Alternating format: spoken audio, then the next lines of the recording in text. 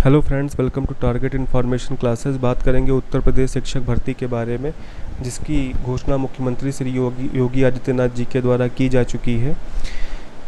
तो देखिए, इसमें 60,000 पदों पे भर्ती निकालने की बात की गई है, जिसमें 1 to 5 से लेकर के 6 to 8 जूनियर और टीजीटी पीजीटी मेडिकल हर विभाग में भर्तियां आने की बात की गई है। तो देखिए, ये भर्ती इस साल तो नहीं आएगी। ये भर्तियां अगर आती भी हैं तो अगले साल आएंगी, और अगले साल अगर आएंगी तो ये अगस्त तक आएंगी, क्योंकि इतना जल्दी पॉसिबल नहीं है कि नई भर्तियां निकाली जाएं। क्योंकि पुराने, आपको मालूम होगा कि पुराना जो टीजीटी पीजीटी परीक्षाएं हैं या असिस्टेंट प्रोफेसर की परीक्षाएं हैं, उनके पहले होने की संभावना है। ठीक है, तो पहले वो भर्ती होंगी, उसके बाद 27,000 प्राथमिक भर्ती जो कोर्ट के द्वारा आदेश जारी किया गया है सरकार को, तो वो भर्ती भी होनी है। तो उससे पहले हो सकता है कि यूपी टेट आपको देखने को मिल जाए। अब अगर यूपी टेट हो जाता है तो आप उसकी भी तैयारी करिए, क्योंकि देखिए, स्टेट का टेट भी आपके पास क्वालिफाई होना ज़रूरी है। सीटेट तो वैलिड है, लेकिन स्टेट का टेट भी होना ज़रूरी है, तभी आपको एंट्री इसमें मिल पाएगी। अभी भर्तियों के संबंध में बच्चों के द्वारा आयोग में धरना प्रदर्शन किया जा रहा है, जिसमें अध्यक्षा महोदय से मुलाकात हुई थी बच्चों की। तो उन्होंने यही आश्वासन दिया है कि वो बहुत जल्द अपना एग्ज़ाम कैलेंडर जारी करेंगे, जिसमें 15 दिन के अंदर जारी करने की बात की गई है एग्ज़ाम कैलेंडर को। अब देखने वाली बात होगी कि एग्ज़ाम कैलेंडर कब तक आता है। 5 तारीख को उनके द्वारा आश्वासन दिया गया था, अब समय ही कितना बचा है। अगर 15 दिन में जारी हो जाता है एग्ज़ाम कैलेंडर, तो बहुत सी भर्तियां जो पुरानी लंबित परीक्षाएं हैं, उनका भी रास्ता साफ़ हो जाएगा कि कौन सी परीक्षा कब तक है।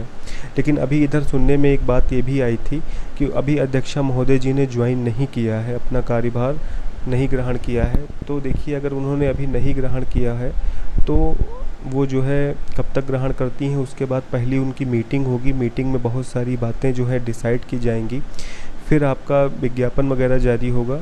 तो जो 15 दिन की बात उन्होंने कही है, तो उसमें कितनी सच्चाई है ये आगे देखने वाली बात होगी। लेकिन देखिए, आयोग का गठन हो ही चुका है और मुख्यमंत्री जी ने भर्तियों की घोषणा की है, तो भर्ती तो आप लोगों को देखने को मिलेगी ही। जब आयोग बन गया है तो विज्ञापन तो जारी करेगा, इसलिए अब आप लोगों को पढ़ाई में लगने की ज़रूरत है। पिछले 2 साल से जो स्टूडेंट टीजीटी पीजीटी के लिए तैयारी कर रहे थे, तो वो अपना सब्जेक्ट तो पढ़ेंगे ही पढ़ेंगे, लेकिन साथ में आप लोगों को जीएस भी पढ़ने की ज़रूरत है। क्योंकि देखिए, बिना जीएस के आपका सिलेक्शन नहीं होगा। 2022 की टीजीटी पीजीटी परीक्षा को अगर छोड़ दिया जाए तो आपकी हर जगह जीएस इंक्लूड है। आप बिहार में जाएंगे तब भी आपको जीएस पढ़ना पड़ेगा। आगे आने वाली उत्तर प्रदेश में जो भर्तियां हैं, तो उनमें भी आप लोगों को जीएस देखने को मिलेगा। इसलिए 2022 के जो बच्चे हैं, उन जिनका अपना सब्जेक्ट पे ही जिन्होंने फोकस किया है, जो मान लीजिए मैथ बैकग्राउंड का है तो उसने मैथ ही पढ़ाई की है, भाई उसको जीएस से तो कोई नहीं मतलब है, क्योंकि जीएस तो पूछी नहीं जाएगी। तो अब उसको जीएस भी पढ़ना है, ठीक, क्योंकि जीएस भी आप लोगों को लेकर के चलना है। एक सब्जेक्ट आपको सिलेक्शन नहीं दिलवा सकता। और जो बच्चे नई टीजीटी पीजीटी की तैयारी करेंगे, जो नया विज्ञापन आएगा टीजीटी पीजीटी का, तो उसमें जीएस इंक्लूड होके आएगा। मैं अपनी पुरानी वीडियो में भी ये बात कर चुका हूँ। तो आपको सब्जेक्ट के साथ जीएस पे भी फोकस करते रहना है, जीएस भी पढ़ते रहना है, ठीक है। अभी देख लीजिए, अभी जो है इधर सुप्रीम कोर्ट में एक केस चल रहा है सीटेट को लेकर के। सीटेट वैलिड होगा या इनवैलिड होगा, इस पे जो है एक केस डाल दिया गया सुप्रीम कोर्ट में।